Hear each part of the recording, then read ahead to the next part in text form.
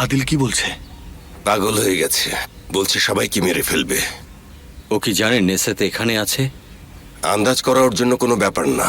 এখন সে পুরো নিয়ন্ত্রণ হারিয়েছে, আগের চেয়েও বেশি পাগলামি করবে। আমার ভয় লাগছে, ওই লোকটা যা খুশি তাই করতে পারে। ভয় পেও না, কোনো না কোনোভাবে আমরাও সব ঠিক করে ফেলবো। সবাইকে এখানে আসতে বলো।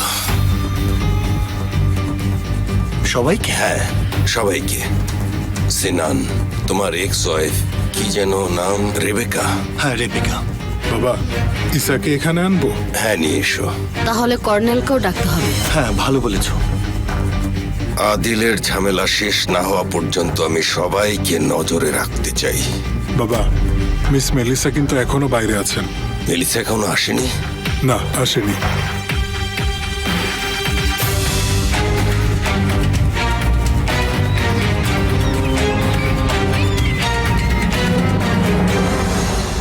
মা,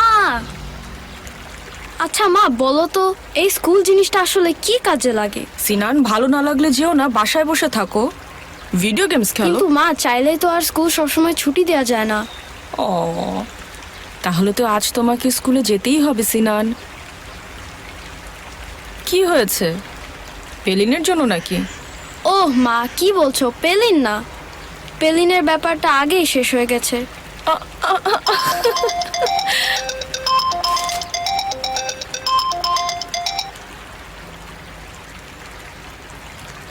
হ্যাঁ বলো। Hello Rebecca. আবার কি হলো? এবার কি নতুন ঝামেলায় পড়েছো মোস্তফা? রেবেকা, আমার কথা শোনো, এখনই সিনানকে নিয়ে বাহারি সাহেবের বাসায় চলে আসো, ঠিক আছে? আমি কেন যাব? কোনো প্রশ্ন করো না, যা বলছি তাই করো। না, আমি পারবো না, সন্ধ্যায় আমার একটা প্রোগ্রাম আছে। ঠিক আছে, আমি ক্যান্সেল করে দিচ্ছি। রেবেকা শোনো, ব্যাপারটা খুব সিরিয়াস। তুমি যদি না চাও সিনানের কোনো ক্ষতি হোক, তাহলে এখনই বের হয়ে পড়ো, আর কোনো কথা বলো না। আসো, আমি অপেক্ষা করছি। ইসা, স্কুল থেকে বের হয়েই তুমি সরাসরি বাহারি আঙ্কেলের বাসায় চলে আসবে, ঠিক আছে? চিন্তা করো না, কিচ্ছু হয়নি, যা বলছি তাই করো। ও যেন কর্নেলকেও নিয়ে আসে। কর্নেল দাদুকেও সঙ্গে নিয়ে এসো। ঠিক আছে। মেলিসা, আপনি কোথায়? আসলে সঙ্গুলার আমি হাসপাতালে হাসানের চেক আপ করাতে এসেছি। এখনই বাসায় চলে আসতে হবে আপনাদের, এখনই। ঠিক আছে, আমরা এখনই বের হব, চিন্তা করবেন না, চলে আসছি। সঙ্গুল কি আপনার সাথে আছে? হাসান আর সঙ্গুল আমার সঙ্গে আছে। সাবধানে থাকবেন। ঠিক আছে, চিন্তা করবেন না। কি বললেন? বলছে বাড়ি চলে আসতে। কিছু হয়েছে হয়তো, মনে হলো কিছু নিয়ে রেগে আছেন। উনি তো গডফাদার মানুষ, তাই যে কোনো কিছু নিয়ে রেগে থাকা স্বাভাবিক। এটা বাহারি সাহেবের ছেলের বউ না? জানি না, আর আমি তাকে চিনিও না। আরে হ্যাঁ, সেই তো ছিল।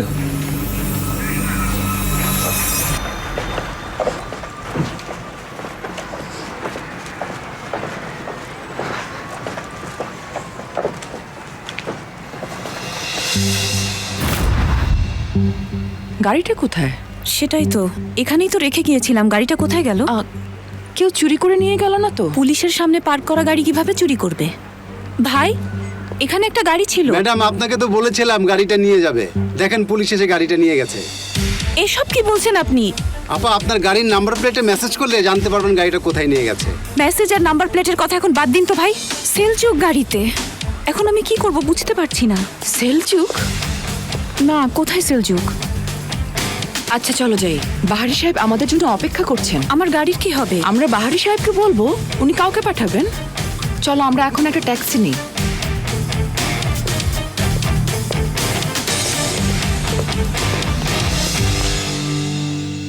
আপনারা আমাকে বাবার হাতে তুলে দেবেন? বদলে কি পাবো তার উপর নির্ভর করছে।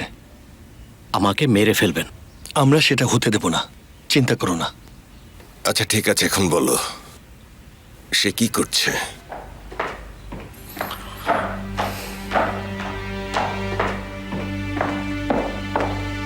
হ্যালো, আমি আয়েশা। এখন আপনি কেমন আছেন?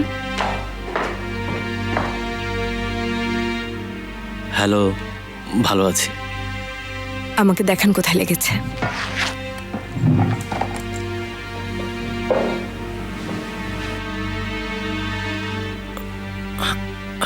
বাবা তোমাকে একটা প্রশ্ন করেছিল। Long story.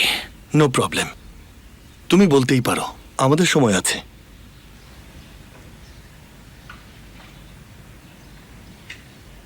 আমার বাবা সাইকো। আমরা সেটা জানি। আমি আমার সারাটা জীবন এমনভাবে কাটিয়েছি যেন একটা অন্ধকার কারাগারে ছিলাম। আমি এটাও বলতে পারি না যে আমার কোনো জীবন ছিল। আর আমার সবকিছু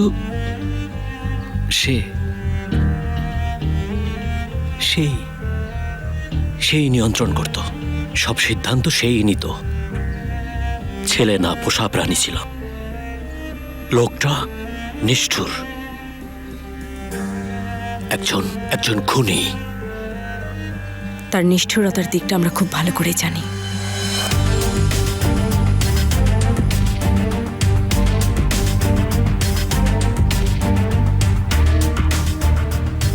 আমি তার কাছ থেকে চলে যেতে চেয়েছিলাম। বলেছিলাম আমাকে ছেড়ে দিতে, কিন্তু ছাড়েনি, আমাকে বন্দি করেছিল। সে চেয়েছিল আমি তার ব্যবসা সামলাই, কিন্তু আমি তা চাইনি, কারণ সে মদ বিক্রি করে, অস্ত্রের ব্যবসা করে, আর অস্ত্র পাচারও করে।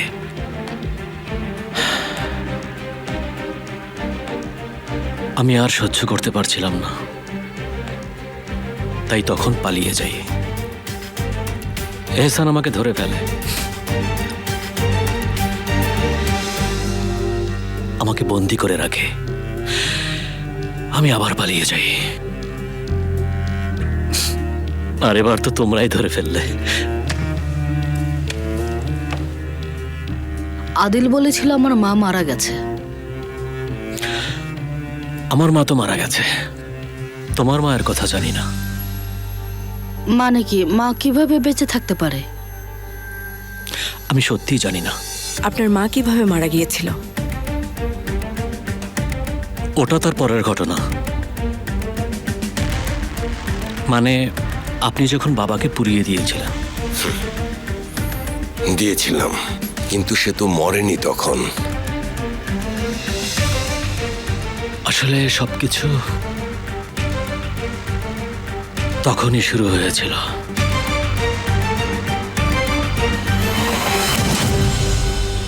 তার শরীরের অর্ধেকেরও বেশি পুড়ে গিয়েছিল। মাসের পর মাস হাসপাতালে থাকতে হতো। অনেকবার অপারেশনও করতে হয়েছিল। আমার মনে আছে সে বারবার আপনার নাম ধরে ডাকতো, বাহারে বাহারে।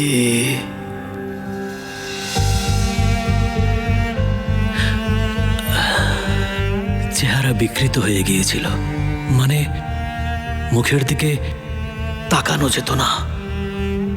তারপর সবকিছু আরো কঠিন হয়ে গেল। সে আরো ভয় পেয়ে যেত, আর ভয় পেলে আমাকে আর আমার মাকে নির্যাতন করত। সে একদম পাগল হয়ে গিয়েছিল। কয়েক মাস পর আমার মা আর সহ্য করতে না পেরে পালানোর সিদ্ধান্ত নেয়, মাকে ধরে ফেলে।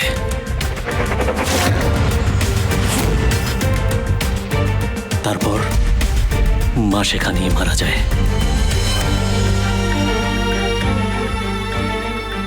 আমার চোখের সামনে মায়ের শরীরটা মাটিতে পড়েছিল, আর ওই লোক তখন রেডিওতে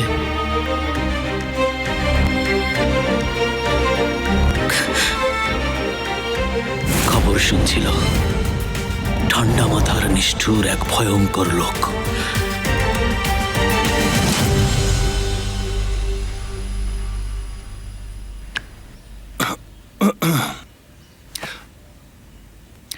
আমরা কিভাবে বুঝবো যে তুমি সত্যি কথা বলছো? তুমি তোমার ভাইকে বিশ্বাস করো না? যাই হোক, সত্যি কথা বলতে গেলে আমাদের পরিবারের ইতিহাসটা একটু অদ্ভুত। একটু? একটু মানে অনেকটাই, মানে পুরোটা।